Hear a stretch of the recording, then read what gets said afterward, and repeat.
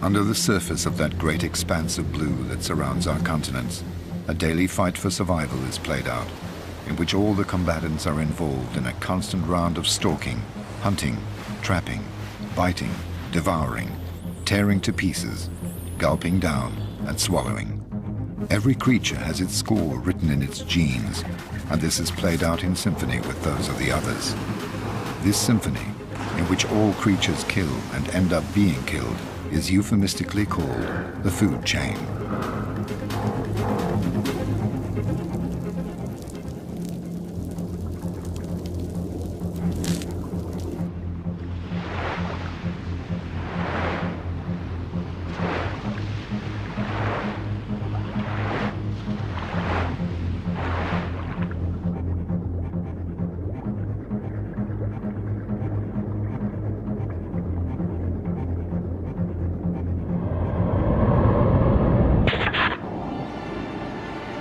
In the Pacific, around the islands of Micronesia, lie shipwrecks that are witness to a war between humans.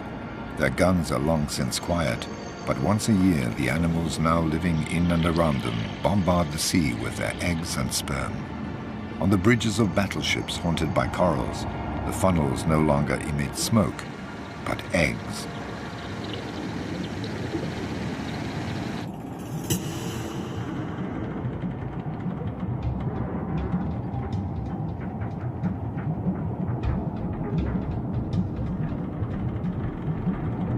Crown-of-thorns starfish, sea urchins and giant clams, lodged like so many squatters on the wrecks, explode around the time of the spring full moon and release billions of sexual cells which will reproduce when they happen to meet.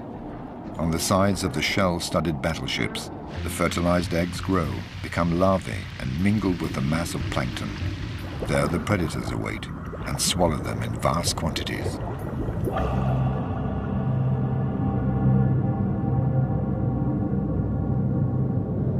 The largest of these has managed to move its 10-ton bulk here for this annual rendezvous, which promises to provide it with an orgy of plankton. This 18-meter giant, the whale shark, has come with its escort.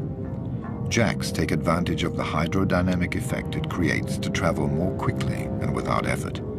They adhere to its lips in the hope of gleaning a few scraps of food.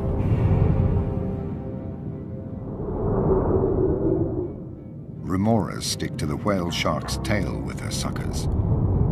They too are waiting for a few leftovers.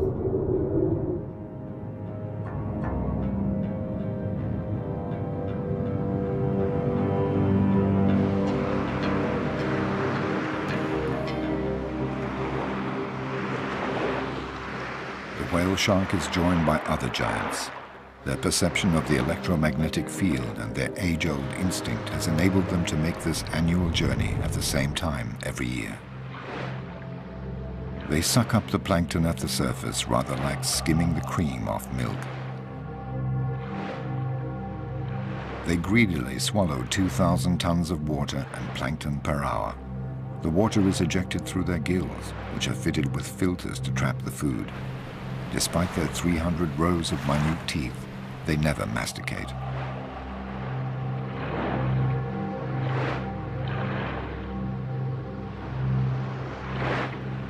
Their horizontal swimming enables them to feed continuously while clearing their filters of the excessive plankton.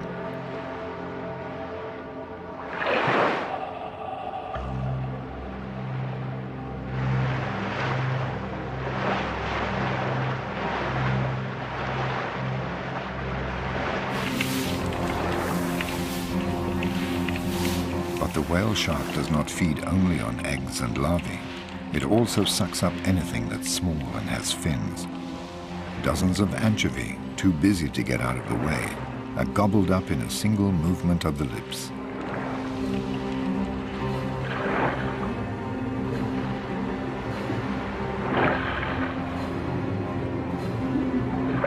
When the school of anchovy takes flight, the shark heaves itself back round towards it. The anchovy then seek to protect themselves by twirling around its body.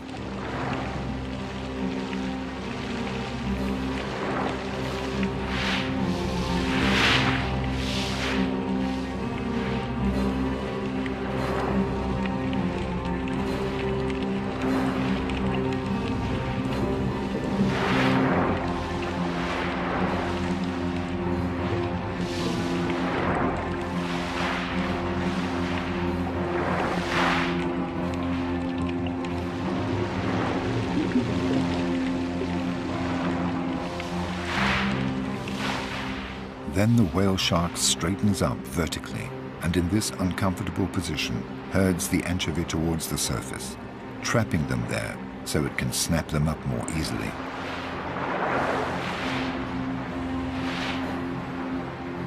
You are never alone in the ocean. Inquisitive sea lions come to see this great beast which is feeding on anchovy in their own hunting ground. It has left them without anchovy and is calmly gliding away. The sea lions have noticed more interesting prey, a school of steel pompanos, also attracted by the plankton. Faced with the predator, the steel pompanos regroup into battalions and close their squad's ranks. Like an army of immortals lost in the mass, they seem invulnerable. The sea lion has a problem, focusing on a single pompano. In response to their zigzagging maneuvers, it counters by dividing up their battalion. Finally, it notices the fish that is having trouble keeping up with the rest. It isolates it and will not let go.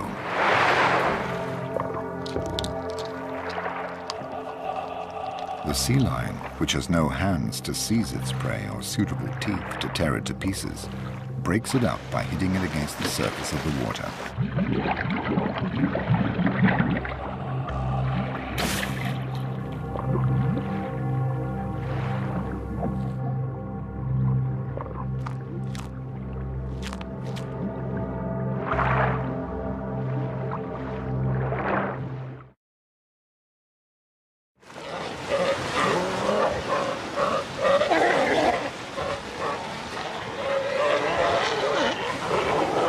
The sea lion is a mammal and likes to play for the sake of playing, often to the detriment of its prey.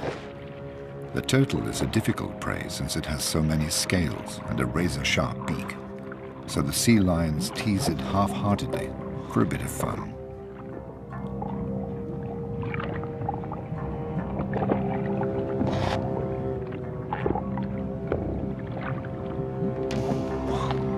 The reptile gets off lightly for the time being.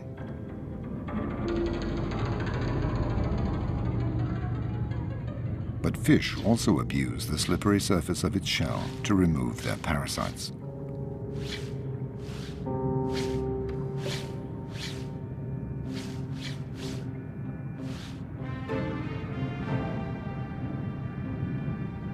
The turtle basically lives on what the reefs offer it, coral.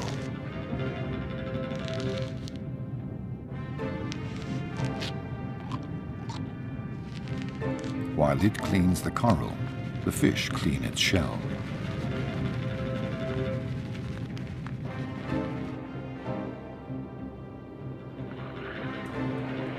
The turtle has found its favorite meal, the sea cucumber, a mollusk. The animal tightens into a ball to avoid being bitten and is swept along by the current towards the rocks where it tries to hide.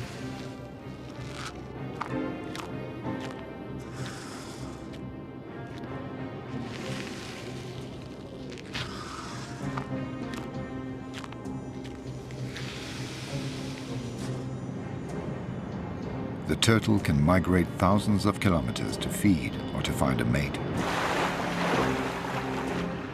Coupling occurs on the surface.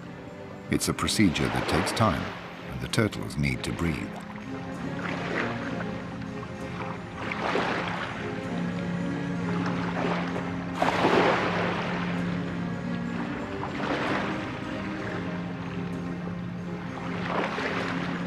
In the tossing waves, the male clings on with its rear flippers, while the female wears itself out trying to recover its breath.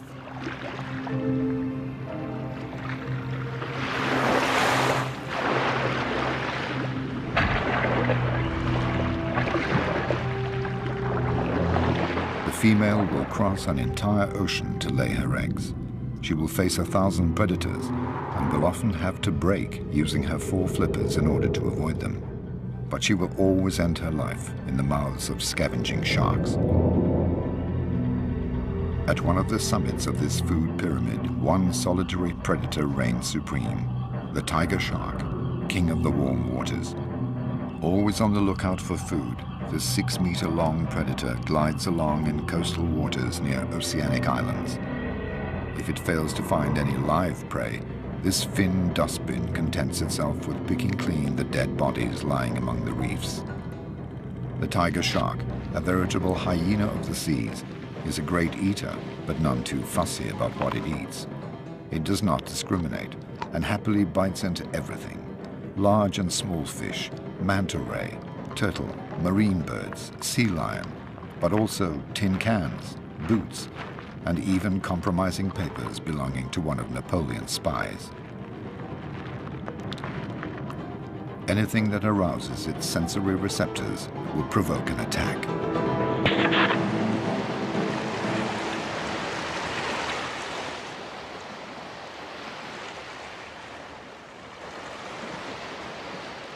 The November full moon shines over the Galapagos Islands.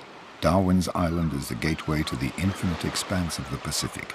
10,000 kilometers of blue, of marine currents, storms, and deadly traps.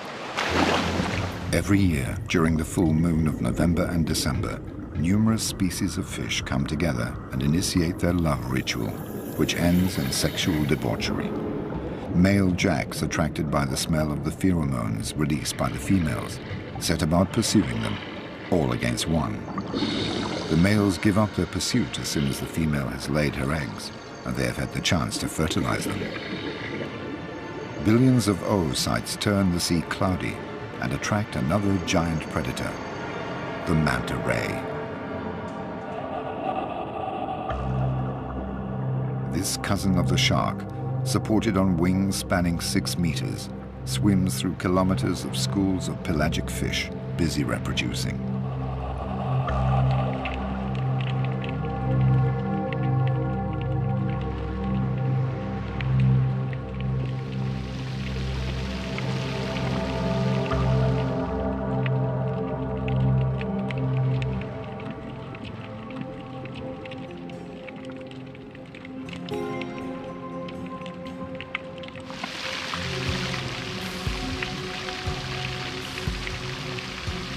With its large mouth open, the manta guzzles down the eggs, rushing the groups of fish which close ranks.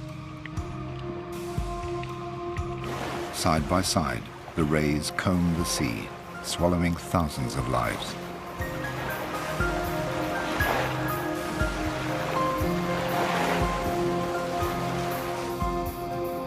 On both sides of its mouth, the manta unrolls the cephalic lobes, which it uses as a spoon to gulp down the plankton.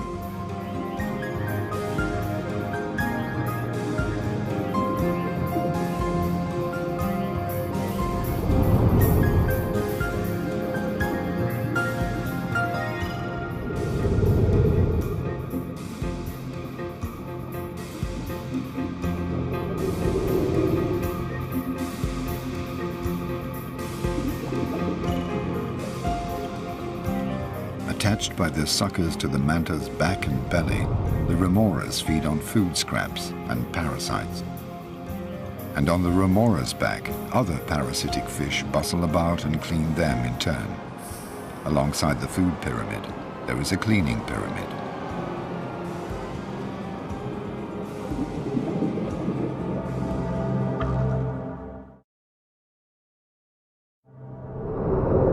In the undersea world, no creature has hands to clean or scratch itself. So prey and predator spend a lot of time rendering such services to each other. Its meal over, the manta ray has just come to rest over a reef, always the same one, and offers its gaping mouth to the scavenging wrasse, which thoroughly rid it of its parasites.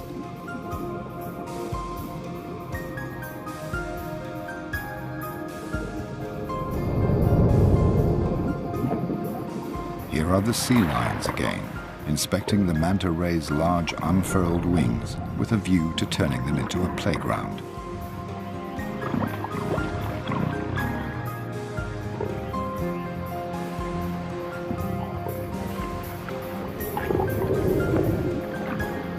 This ballet between mammal and shark has a different meaning for each.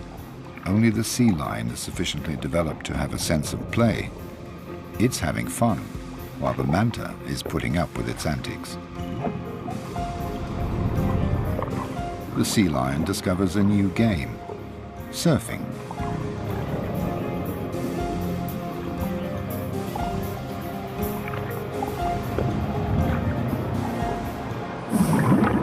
vast blue expanse, nothing is wasted. The manta ray's excrement makes the remores happy.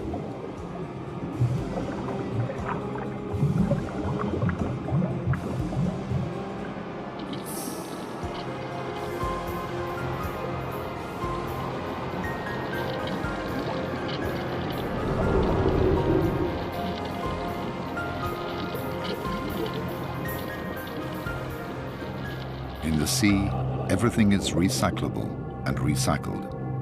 The manta ray scraps are patiently absorbed by the mollusk.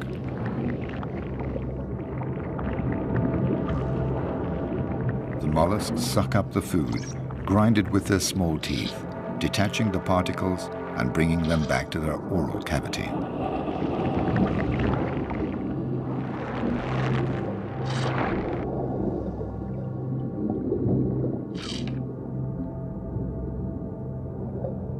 All living organisms shut away among the coral, capture, catch, trap, and feed on minute particles.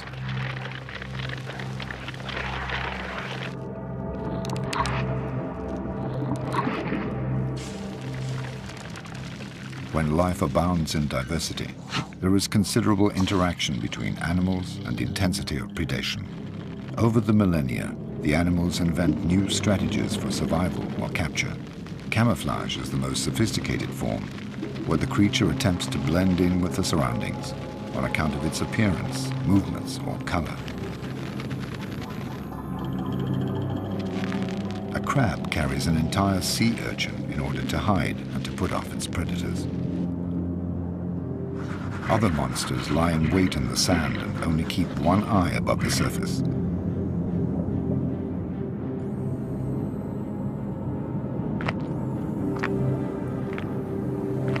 The king of camouflage is undoubtedly the octopus.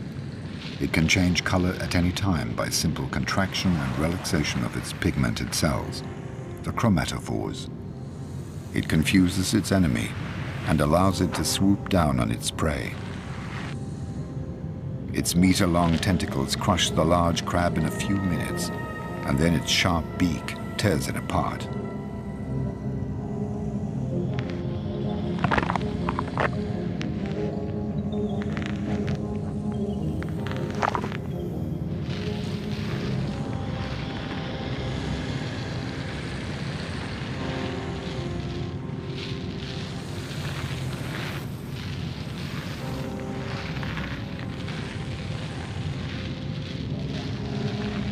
The octopus also has enemies, and they know when to surprise it.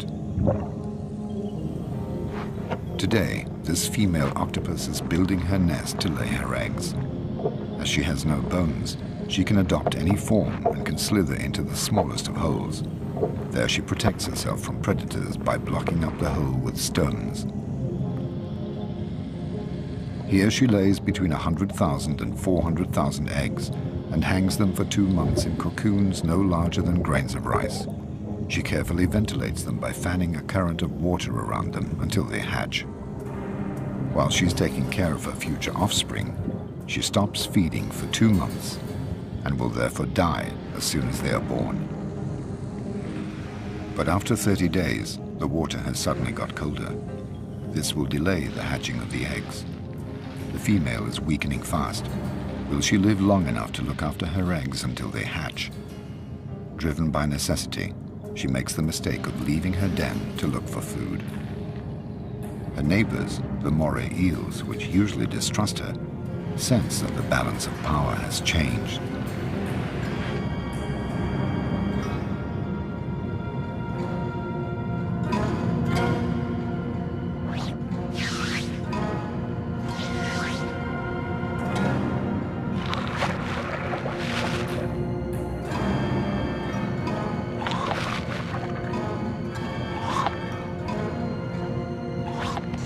The octopus's ink does not succeed in dissuading its predators.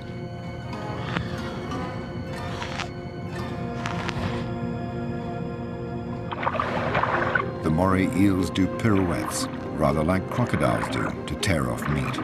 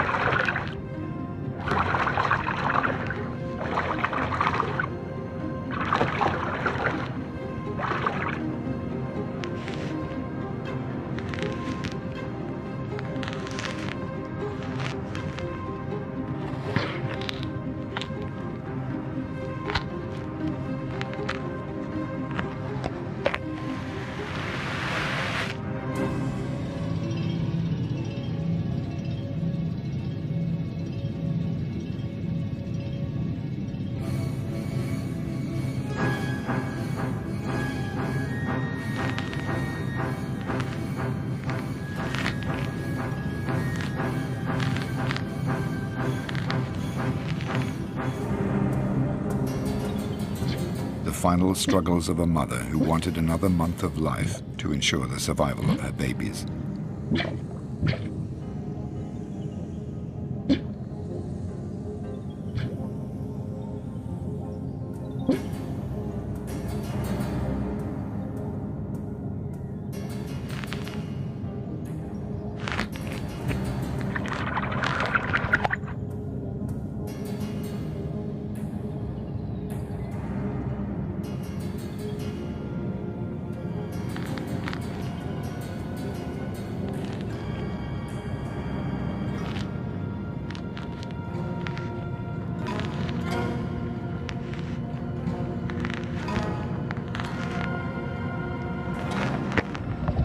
The female dies in one last cloud of ink.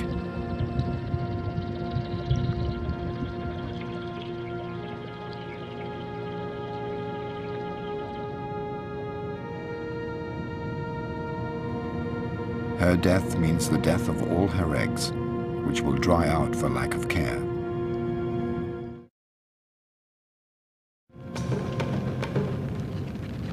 It's the time of the truth, a time when the prey cleans the teeth of the predator, who badly needs it.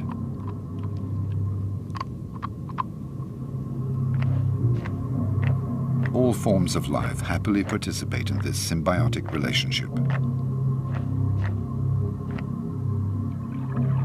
No nook or cranny is spared, even the most risky.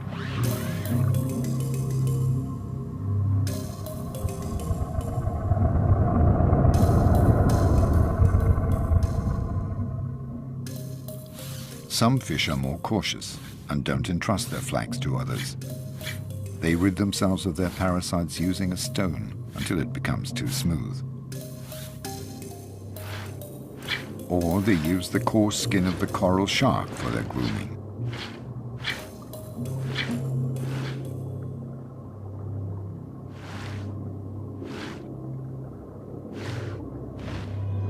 The coral shark has a problem. It is not quick and agile enough to catch a healthy fish. It therefore depends on the preparatory work of other fish. These hound an octopus and wound it. The meal is ready, and the coral shark only has to help itself. A relationship of service is also established between the coral shark and the jack. The jack sets about hunting. It attacks and wounds an ailing Creole fish. The Creole fish shelters in a cavity. The whole population of the reef comes rushing in for the kill. But the sharks drive all the other creatures away and fight over the prey. It's every shark for itself. It's a matter of seeing who will be most adept at working its way into the rock crevice.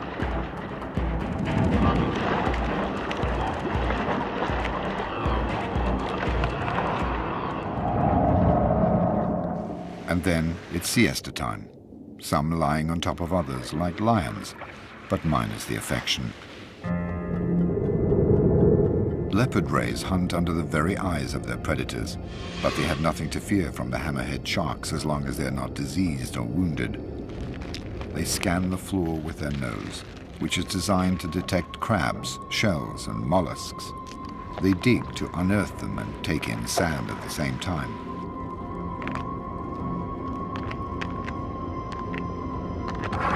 Despite their powerful jaws, they sometimes have difficulty grinding shells that are too thick.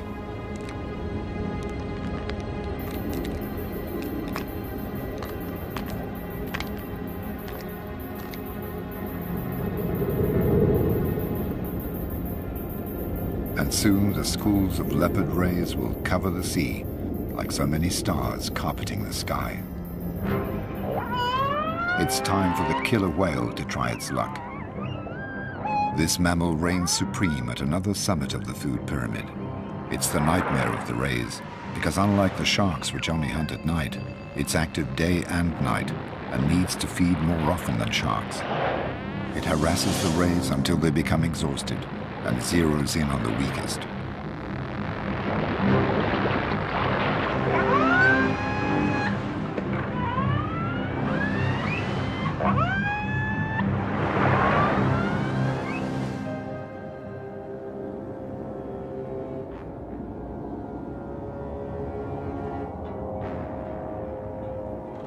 In the deep, night quickly takes hold.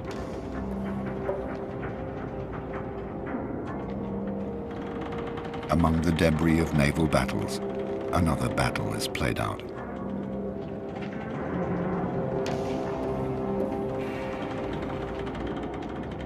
Oocytes, plankton and worms in all shapes and forms bustle about, grow and transform. Schools of young sardines begin to come together, gradually forming enormous shoals. An army of cuttlefish moves into line and maneuvers to surprise them.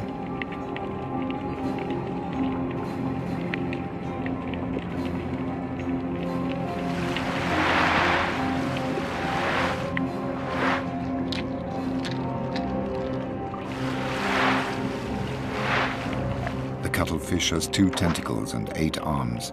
It launches its 2 tentacles like harpoons and stores its prey using the suckers covering its arms.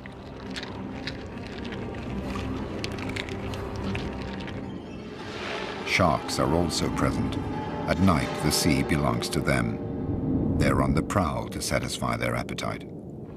All their prey know it, and they all lie low.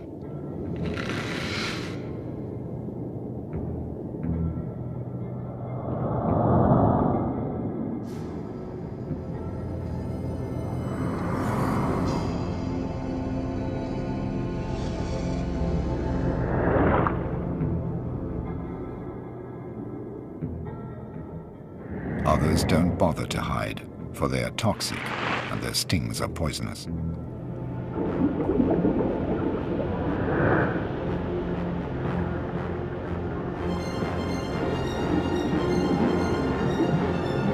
The sharks spread fear, track down hiding places, and hound those fish that panic.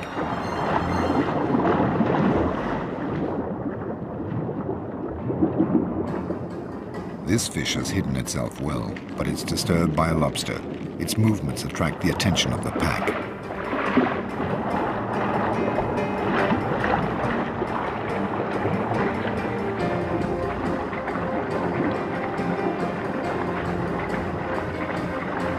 The red fish ends up being caught.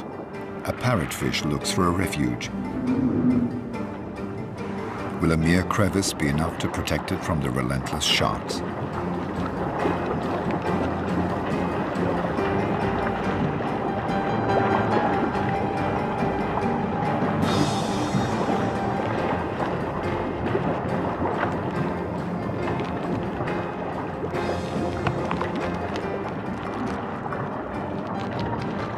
Parrotfish captured by the most skillful causes a frenzy.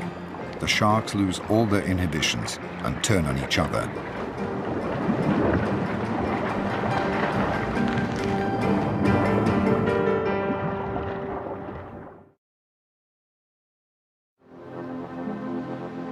It's along the coasts of Chile and South Africa that the food chain appears in all its splendor.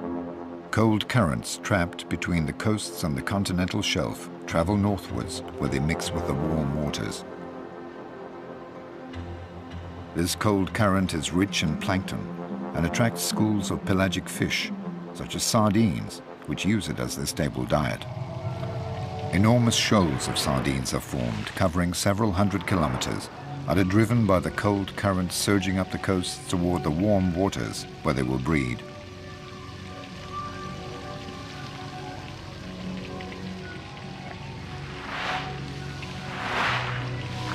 But they haven't got there yet. Their journey will turn into a genuine obstacle course. All the sea's predators will be converging on them, starting with the schools of jacks, whose equivalent on dry land are packs of wild dogs.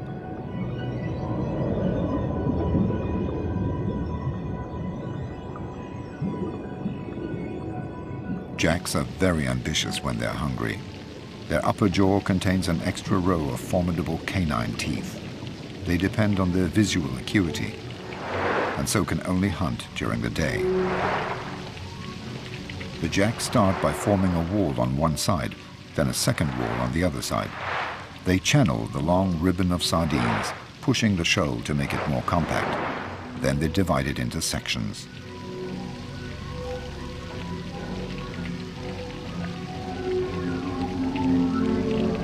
The sardines close ranks, squeezing up against each other. Finally, the jacks isolate a group, pursue it, and drive it towards the surface. Then they proceed to attack. The first of the many feeding frenzies that the sardines will suffer is beginning.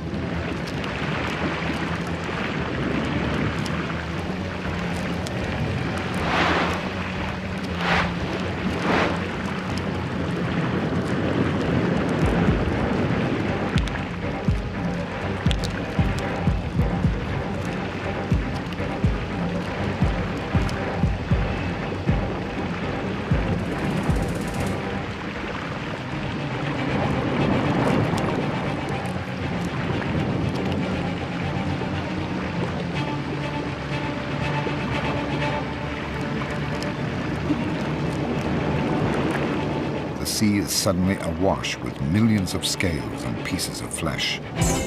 These attract manta rays, which devour the particles.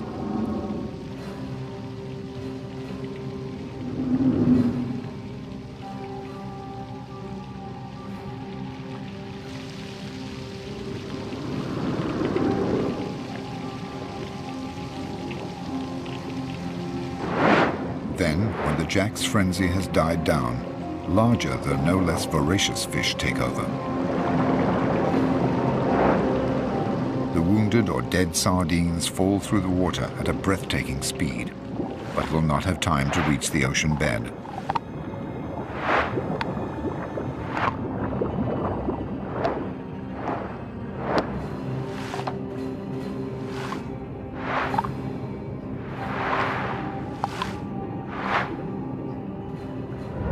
Finally, black-tipped sharks, as always, gather up the remains of the work of others.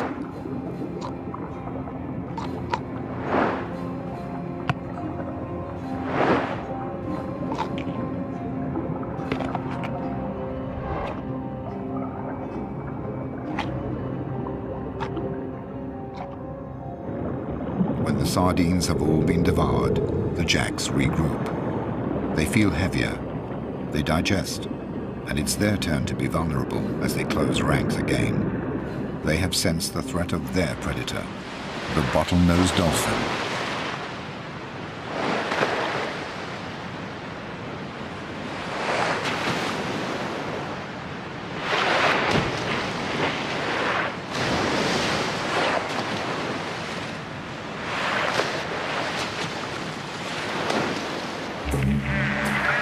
The dolphin is guided by sound.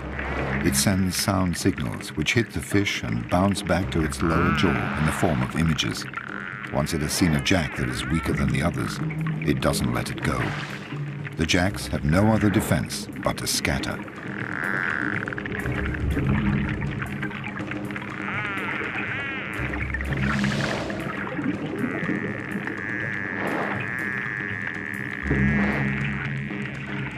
The dolphin can simultaneously snatch and swallow several fish per minute in a single movement.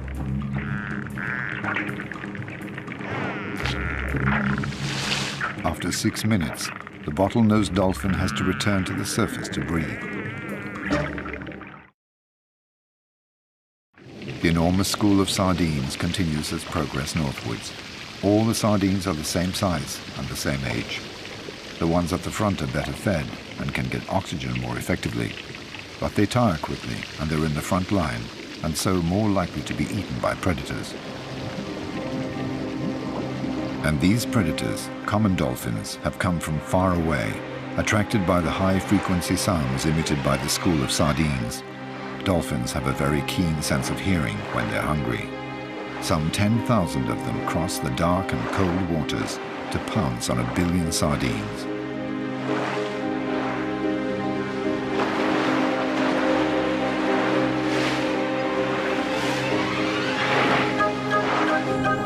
They're all there, the females with their young pressed against their belly, supervised by groups of male guardians. The oldest trail at the rear.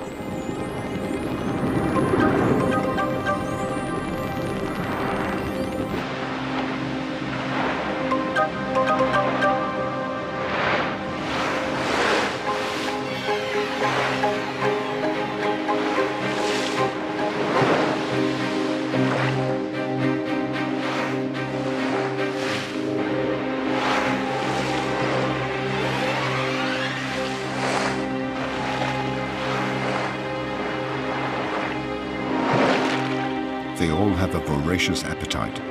They communicate their enthusiasm and fine-tune their hunting strategy.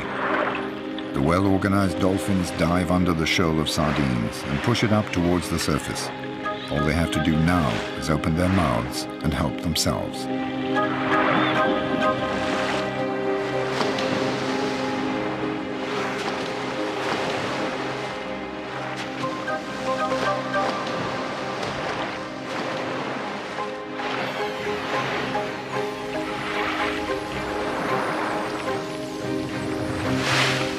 The sardines, for their part, have a common defense strategy: pirouette in complicated figures to disconcert the attackers and ensure that they always have another sardine at their side. Sharks have a keen sense of smell when they're hungry.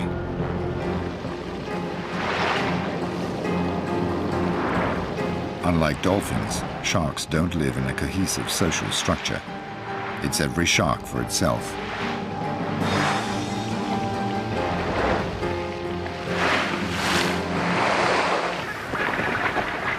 A fourth species of predator has noticed the shoal. Colonies of gannets cover 200 kilometers a day to go and fish.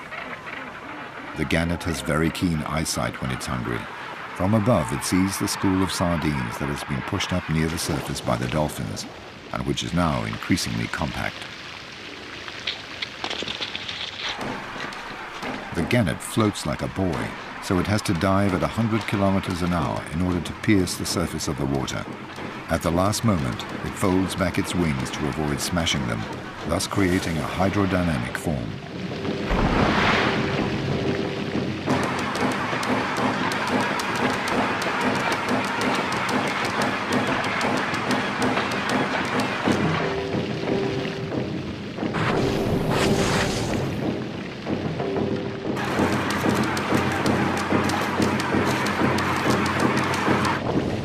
Gannets dive in successive waves, up to 30 meters deep. Sometimes the shoal manages to place itself beyond the reach of the birds' beaks, and the gannets tire.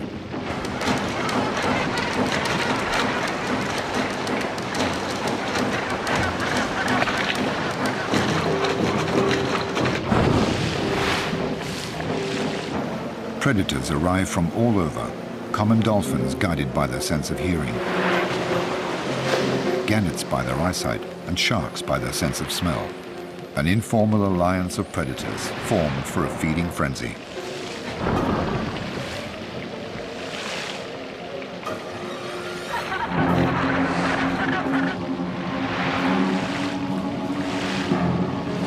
And soon the greatest predator will make its presence felt: the bride whale.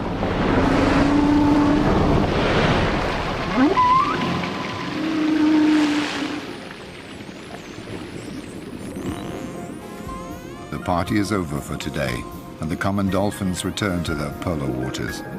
They express their contentment, sharing their excitement, and regaling their young with lengthy tales of the hunting adventure. For the young are there too. They have not taken part in the hunt, but they have observed it, hidden beneath the belly of the adult females. The females took it in turns to dissuade the sharks from coming near until they had all eaten their fill. The school of sardines, despite its losses, continues northwards and approaches the coast. It passes alongside a cliff where a sixth predator perches: the frigate bird, with its 2-meter wingspan. The king of the gliders is also king of the cowards. Unlike the gannet, the frigate bird does not secrete enough oil to protect its wings, so if its wings become wet, it sinks. It has therefore adapted its hunting method to its handicap. It is one of nature's bag snatchers.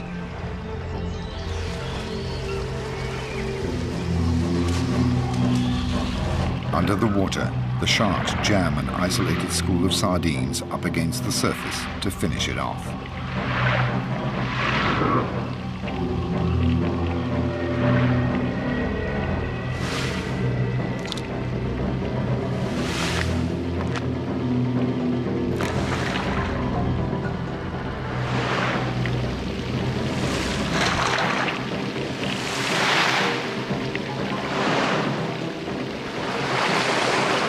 The frigate bird sardines have to sneak between the shark's teeth and the spattering of blood without getting too wet in order to capture their prey.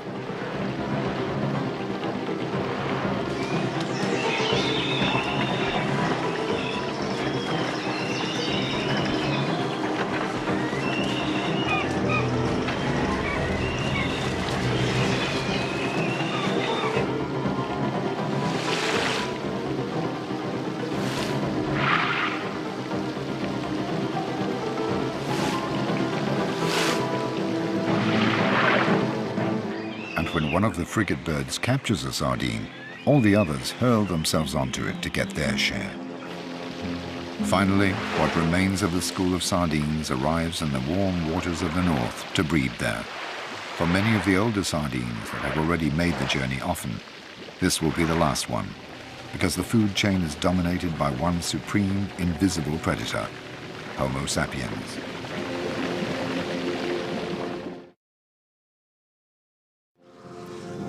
The overly warm waters, the stress created by the predators, and asphyxia due to the sardines' compact formation have caused collateral damage.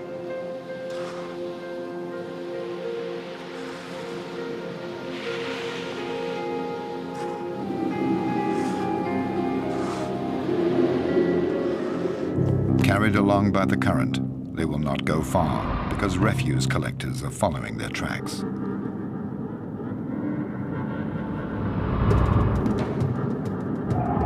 The cleaners of the seas work furiously at emptying every reef and every crevice.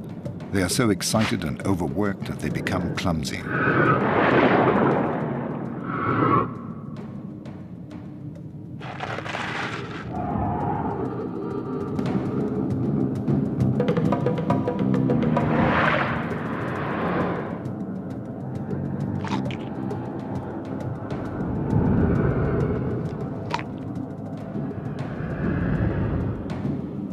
Everything is cleaned. Thanks to the sharks, the sea will always be clean. This one-month frenzy comes to an end when the ferocious predator turns into a docile patient, imploring a wrasse to clean its teeth.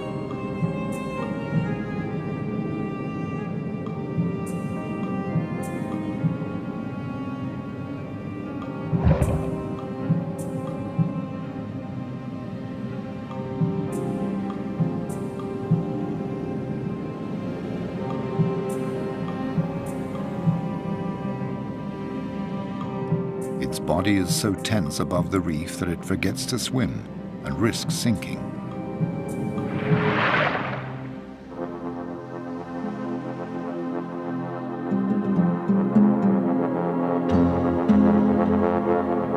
The southernmost tip of Africa, at the Cape of Good Hope, where the warm waters of the Indian Ocean meet the cold waters of the Atlantic, is where we find the largest of the predators, the great white shark.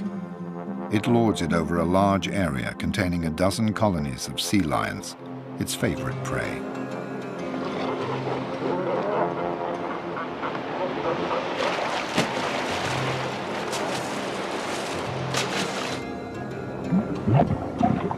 The sea lions frolic about in the kelp, which they take the opportunity to gulp down in order to fill up with vitamins. In a radius of a few meters around the island, they feel safe thanks to the shallow water. Among the panic-stricken sardines, they're enjoying themselves, playing with the cormorants.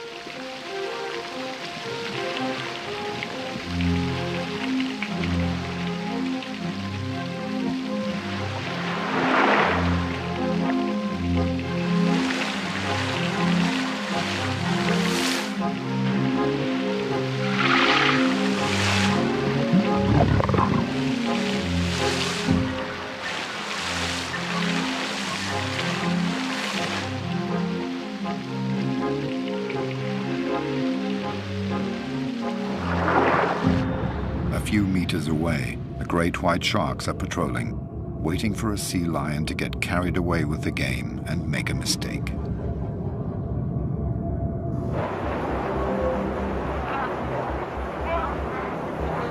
Some 20 great whites are laying siege to these 2,000 sea lions on the little island.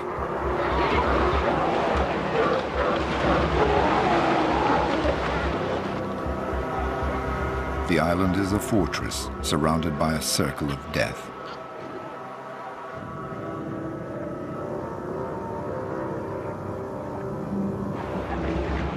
The 6-meter-long great whites glide close by the island, but don't dare penetrate the kelp which surrounds it, out of fear of getting stuck there among the rocks on account of their size. This predator and its prey have swum face to face for thousands of years.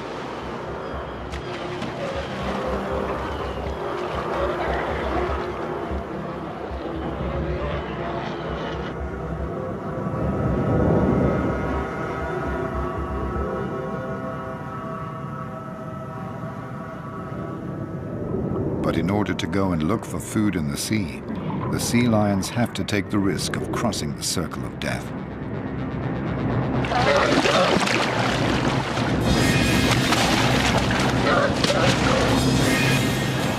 The sea lion is knocked about, but as happens every so often, it manages to escape thanks to its agility. Back to the school of sardines. Surviving fragments are returning to cold water.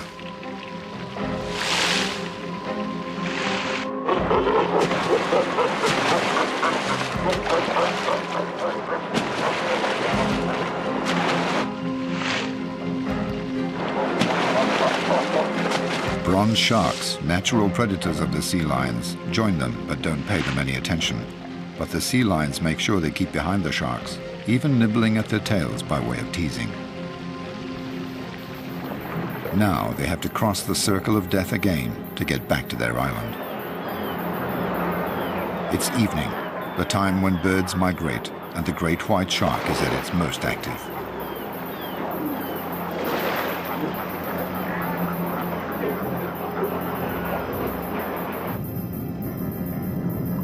For their part, the sea lions are tired after their long journey and are less vigilant.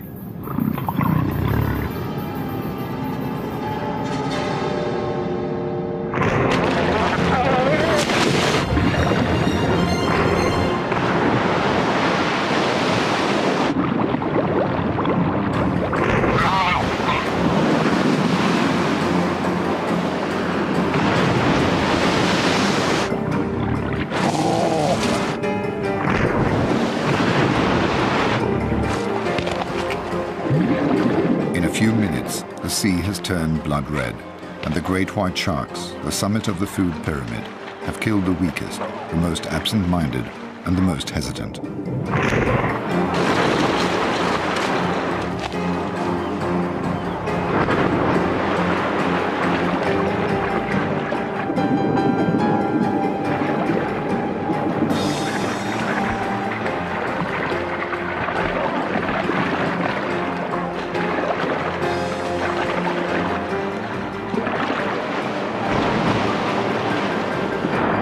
Over the course of thousands of years, each animal in its own way has brought about a natural selection amongst its prey.